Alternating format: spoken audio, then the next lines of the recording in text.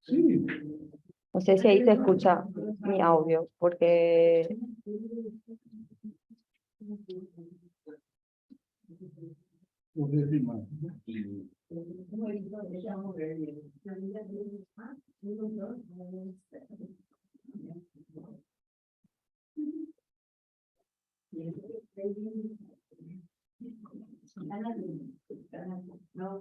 Te escuchamos.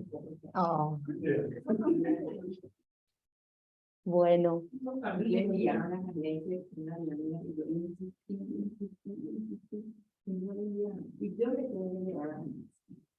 Ese lo que la señora no tenía en un familiar, es más, lo que pagaron tu VIH. Pero sí, pero alguien tenía que llevar.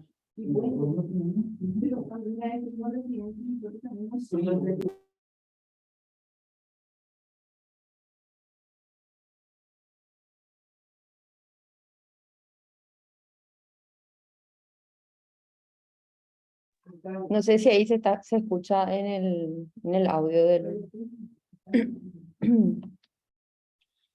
Bueno, hola a todos.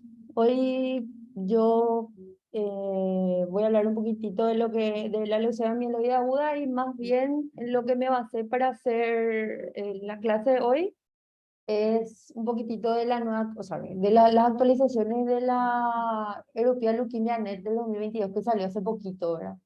Para ver un poquitito los cambios que hubo con respecto a lo anterior y demás.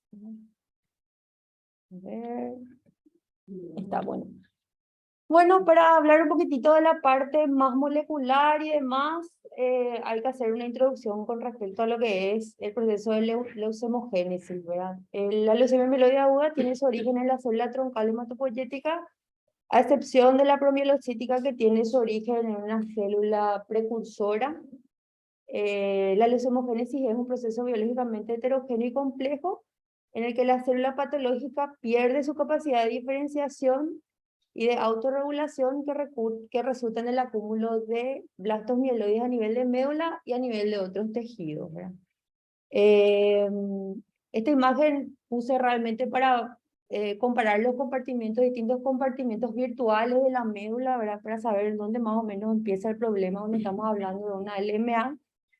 Eh, eh, es la leucemia más frecuente en los adultos, la leucemia aguda, tiene una alta mortalidad y una incidencia alrededor de los 60 a 75 años a nivel global. No tenemos muchos datos a nivel país, para no decir que no tenemos registros ni nada por el estilo para saber más o menos, haciendo lo que hacemos en el consultorio y lo que le recibimos a los pacientes en la urgencia y los internados, qué sé yo, nos damos cuenta que también hay una gran cantidad de pacientes por debajo de los 60, 50 años que lastimosamente también tienen esta alta mortalidad, ¿verdad?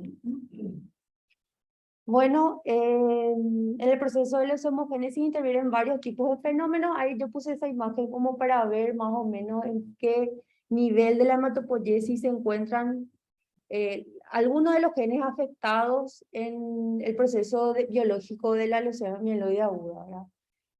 Son varios tipos de fenómenos los que llevan a las mutaciones somáticas que favorecen la proliferación celular.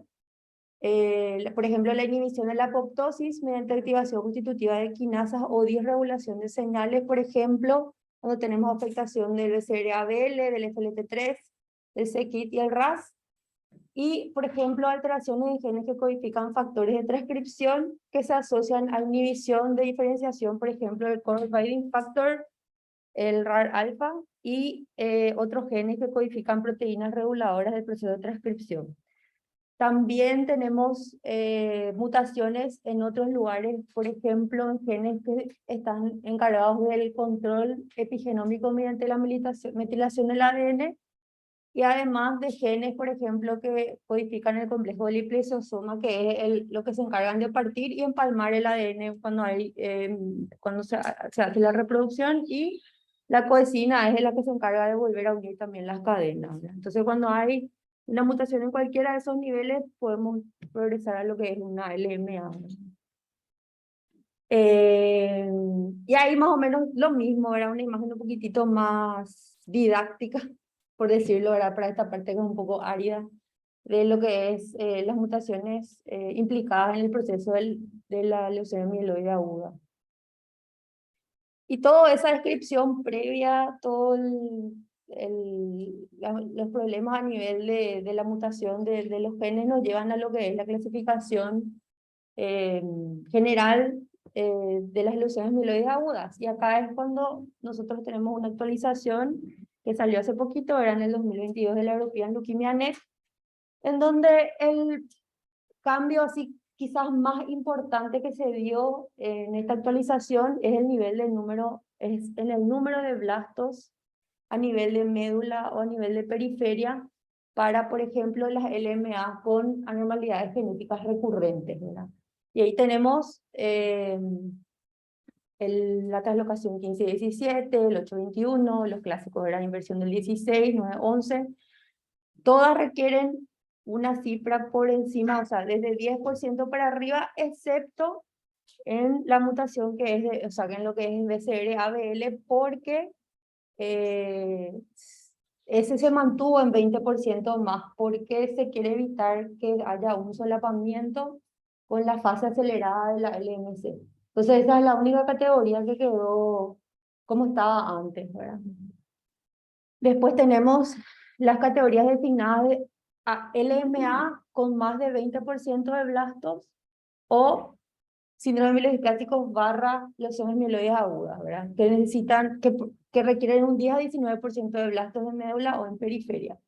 Y ahí tenemos a la LMA con mutación del TP53, la LMA relacionada a genes de mielodisplasia, que son todo eso ACXL1, BCOR, RUNX1, LMA relacionada a anormalidades citogenéticas relacionadas a síndrome mielodisplásico, y la LMA non-otherwise specified, ¿verdad? Y después tenemos los clásicos que ya estaban en la clasificación anterior, que es el sarcoma mieloide, las proliferaciones mieloides relacionadas a síndrome de Down, las neoplasias de células dendríticas plasmocitoides y también las leucemias de linaje ambiguo. Lo que también que quería destacar es el cuadrito que está ahí al costado, que es las calificaciones diagnósticas, le dicen ellos. ¿Por qué? Porque ahora ya no figura, por ejemplo, LMA relacionada a cambios displásicos, por ejemplo, ya no figura, ¿verdad? ¿Por qué? Porque la LMA puede producir cambios displásicos a nivel de las otras series en la médula ósea, entonces no necesariamente eso implica un cambio en el pronóstico. Entonces ellos lo que hicieron fue más bien encerrar las LMA secundarias a un proceso previo como tal, ¿verdad? Por ejemplo, LMA que progresó de un síndrome mielodisplásico, y el requisito para que vos le puedas nombrar así a la patología es que 3 meses antes vos ya tenías un diagnóstico de síndrome mielodisplásico o un mieloproliferativo barra mielodisplásico. Y lo mismo con relacionados a terapias previas, ¿verdad? Se tiene que objetivar en historia clínica que hubo una terapia previa. Y después están también las LMA con predisposición de mutaciones de líneas germinales, que son todo un capítulo aparte dentro de las LMA, que es bastante extenso. Ahí están todas las mutaciones de líneas germinales relacionadas a la LMA, que bueno, realmente esto está aún en estudio, se sabe ya de algunas patologías que se relacionan a un desarrollo de la LMA, y también esto tiene su implicancia en cuanto al tratamiento, en cuanto también a considerar un trasplante de médula ósea, pero todavía no hay así algo demasiado estudiado al respecto porque no es muy frecuente. Pero sí se hace hincapié en considerar a qué pacientes nosotros vamos a sospechar que pueden llegar a tener este tipo de LMA, ¿verdad? Por ejemplo, historia personal de más de 2 tipos de neoplasias, una de ellas una patología hematológica. Historia personal de alguna patología hematológica y otros criterios, ¿verdad? Por ejemplo, que haya otra patología hematológica en otra generación, un tumor sólido en menores de 50 años y otras anormalidades en la línea hematopoyética. Y entonces uno puede considerar así ciertas conductas posteriores en el tratamiento del paciente y también es una cuestión pronóstica. Todavía no hay unas guías así específicamente para esto porque se está viendo también todo lo que es consultoría genética familiar y demás cuando este tipo de pacientes. Y esto es para resaltar nomás la clasificación jerárquica de las mutaciones en las leucemias amiloides agudas. Por ejemplo, si vos tenés, viene un paciente con el MA, parece una M4, una M5, pero al hacer la citogenética vos tenés una inversión del 16. Entonces, tu LMA se llama LMA con inversión del 16. Y es porque es algo jerárquico. O sea, si vos primero buscas las, eh, las anomalías recurrentes, después vas escalando en lo que es las demás mutaciones. Eso es más bien evidentemente que sirve muchísimo para la parte pronóstica, pero también para hacer un diagnóstico correcto y completo al escribir y dejar en la historia clínica, ¿verdad? Y bueno, acá después de eso tenemos que ver también los procedimientos diagnósticos, obviamente que eso está implicado también todo lo que es la parte genética, que es lo más importante en la LMA, ¿verdad? Lo primero es evidenciar los mieloblastos tanto en médula como en sangre periférica en la proporción en la que especifica según el tipo de mutación a la que nos estamos enfrentando. La citometría de flujo es súper importante para conocer o confirmar la estirpe celular. Y es súper importante para el seguimiento de la enfermedad mínima residual, que después vamos a ver por qué es demasiado importante ver. Y el estudio genético y molecular, ya sea por cariotipo, FISH, PCR cuantitativa o cualitativa.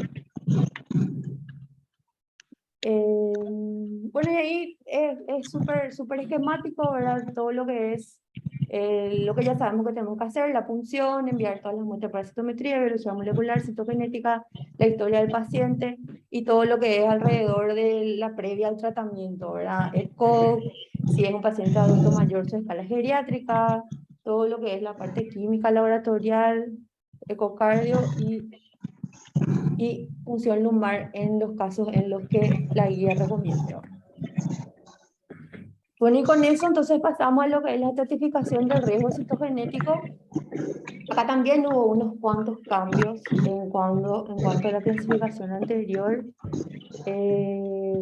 Tenemos entre las categorías de riesgo favorable la translocación 821, la inversión de 16, la nucleofumina mutada sin FLT3 y la mutación en la sección viste que dice BFIP Inframmutated CBPA. Bueno, esa es una región del gen del CBPA, que es como un cierre, que es sale como un apéndice del ADN, ¿verdad? Que cuando hay una mutación ahí, antes se clasificaba en bialélico, alélico, bueno, ahora se dejó ahí, no importa el tipo de mutación, se quedó en riesgo favorable.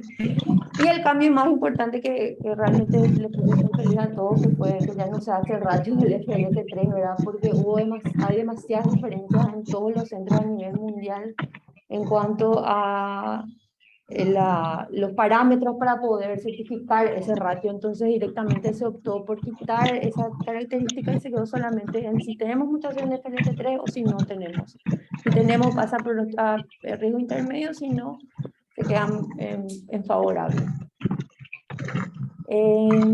Y eso es lo más resaltante a nivel de lo que es el riesgo citogenético. Después tenemos la translocación 911 en intermedio, las anormalidades citogenéticas y moleculares que no se clasifican como ni adverso ni desfavorable. Y por supuesto los de riesgo adverso, la translocación 6-9, 22, 8, 16, inversión del 3, deleción del 5, deleción del 7, que son relacionados a amiloidisplasia, cariotipo complejo, cariotipo monosomal. Y con esto, más otros factores, entonces nosotros podemos llegar a qué tipo de tratamiento le podemos ofrecer a nuestros pacientes. Es súper importante esto en la LMA particularmente porque muchos de nuestros pacientes son mayores de 60 años que si bien hay algunos que son 60 años y no son tan unfit, sino que tienen un estilo de vida más saludable. Muchísimos de nuestros pacientes no llegan bien al diagnóstico, con el diagnóstico del LMA. Entonces, para tener en cuenta qué tipo de tratamiento nosotros le podemos ofrecer a nuestro paciente, aparte del riesgo citogenético, es súper importante tener en cuenta la edad, las comorbilidades, la autonomía del paciente, qué soporte social tiene el paciente a su alrededor, los aspectos económicos del paciente, el paciente puede venir a la consulta, no puede venir, eh, la calidad de vida que nosotros estamos buscando curación, estamos buscando calidad de vida que nosotros le podemos ofrecer, el estado psicológico y mental, es un paciente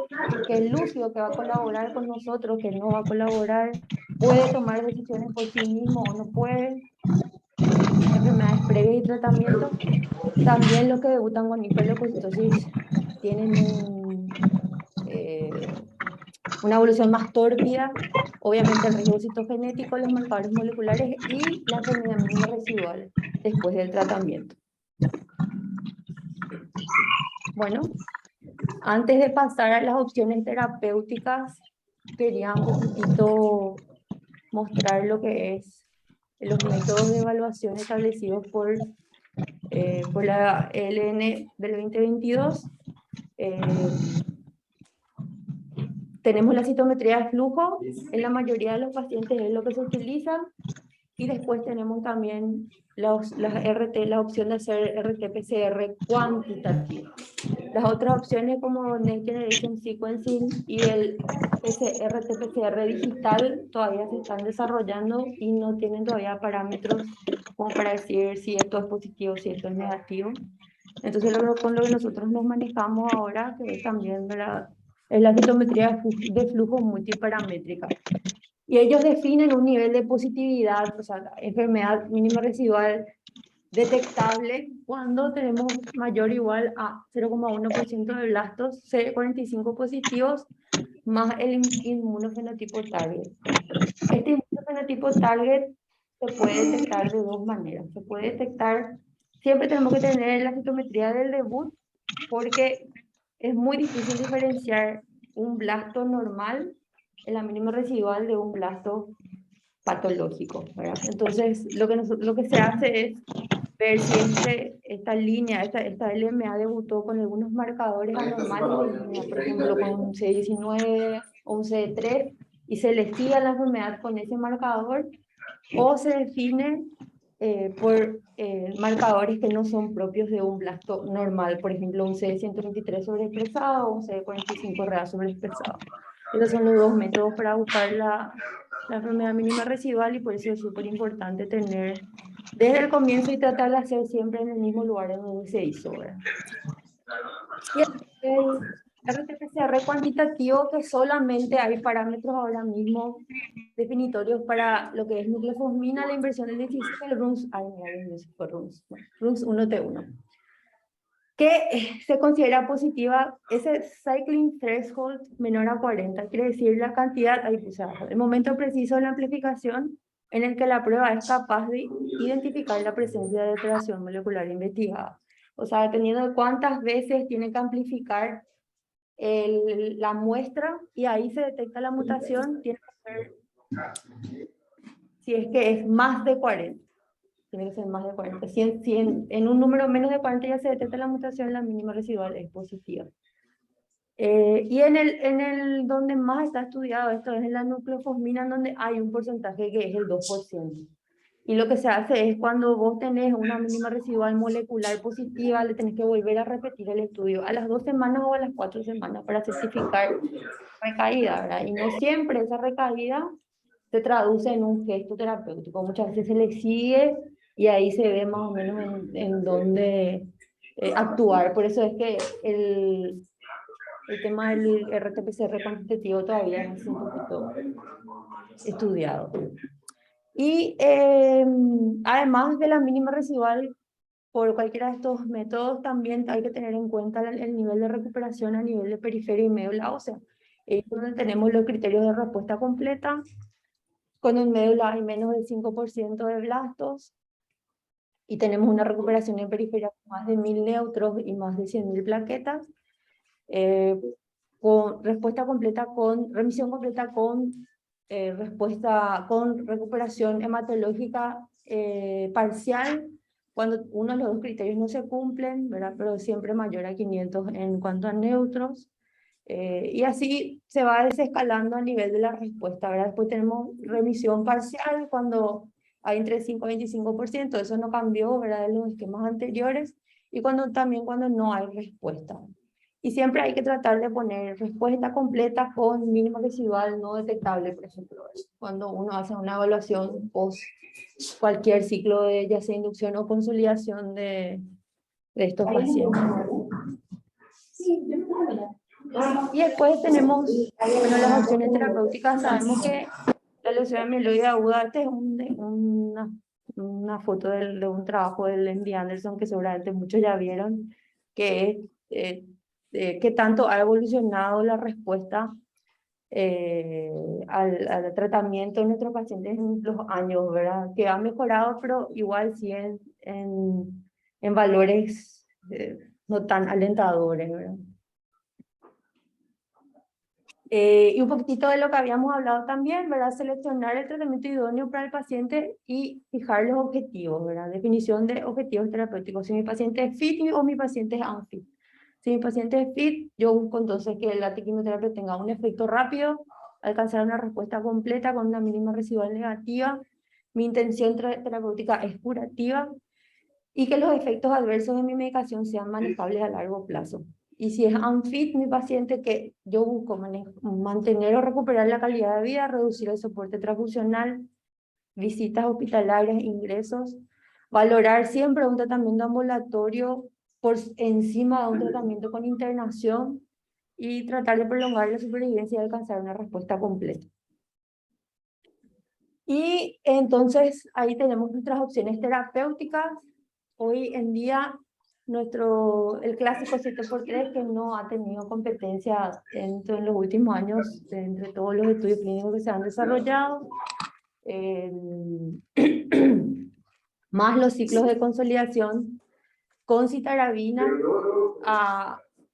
y ahí es donde estaba mirando la diferencia con los esquemas anteriores, ¿verdad? Habla acá en el extenso de la guía, habla de que en muchos países se usa todavía la dosis de citarabina a 3.000 miligramos por metro cuadrado cada 12 horas, días 1, 2 y 3. Pero que hay centros que ya han adoptado unas dosis un poco más reducidas porque no han encontrado que más toxicidad, o sea, solo tenemos más toxicidad y finalmente tenemos el mismo resultado. Entonces han descendido dosis de 1.000 a 1.500 miligramos por metro cuadrado y ellos prefieren se puede hacer días 1, 2 y 3 o días 1, 3 y 5, pero también hablan en el INESTE de que el día 1, 2 y 3 es más tóxico, produce una aplasia postquimio mucho más profunda, con una dificultad mucho más importante para recuperar en postquimioterapia, ¿verdad? Y después tenemos las otras opciones dependiendo de si nuestro paciente es, por ejemplo, un paciente fit como para terapia intensiva, tenemos el 7x3 para todas las notas, para todas las LMA, y se agrega algún agente dirigido a un target específico según el paciente lo presente, ¿verdad? Por ejemplo, ahora lo que más se usa para el FLT3 positivo es la miostaurina, ¿cierto? Hay otros de segunda generación que se están estudiando, de tercera generación también, pero aún no hay algo aceptado ni aprobado por la FDA ni por la EMA todavía, ¿verdad? Después tenemos el Gentusumab, por ejemplo, también se puede usar para el CD33 positivo en riesgo favorable intermedio. Y después tenemos el CPX-391, este es una droga liposomal que es daunorubicina con citarabina, que se usa también en estudios, se está usando también para síndrome metastásico de alto riesgo. Pero bien, acá no tenemos esa opción, pero quería nomás mencionar igual porque está en la guía y hay que conocer también, ¿no? Y después tenemos las terapias de rescate, que continúa siendo el FLAG-IDA, una opción. Si no hay la hidroxina, se puede usar nitosandrones sin problema. Tenemos el MEC, Y por supuesto, Uno, cero, ¿ah? llave. Eso voy a pasar ahí. El trasplante progenitor hematopoyético, ¿verdad? Para pacientes con riesgo de recaída de 35 a 40%, la consolidación con el trasplante persiste como la opción de preferencia en primera remisión. Incluye a pacientes de riesgo adverso y pacientes con mínimo residual detectable de manera persistente. Para la mayoría de los pacientes de riesgo intermedio, siempre está ahí en el limbo. La mayoría de los, depende de cada centro finalmente, pero ahí te comentan que la mayoría opta por el trasplante si el paciente tiene una mínima residual persistente y si tiene donante. Y también mencionan el trasplante autólogo, que sí, no hay muchos centros que adopten esta modalidad dentro de lo que es una leucemia amiloide aguda, pero ellos recomiendan en el caso de que es una alternativa en vez de una linfosina carabina altas dosis, por ejemplo, en pacientes de riesgo favorable o intermedio, y en algún que otro caso del adverso, si es que no está disponible, pero no es lo que realmente ellos recomiendan. Y después están las terapias para los pacientes que no son AFIT o que no tienen, no lograrían llegar a un trasplante, que la opción número uno, que es lo nuevo que se está usando, que es la salciclovir o decitabina con venetoclax, que justamente hace poco tuvimos una actualización y se puede reemplazar la fluticina por citarabina. Y lo último que vi también es algo del ivosidenib, que es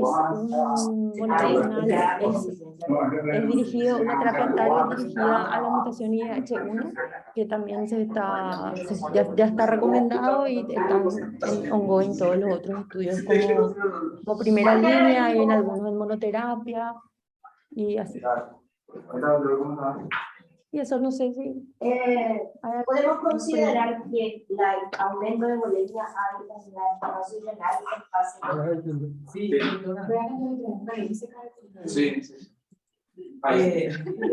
Te digo nomás.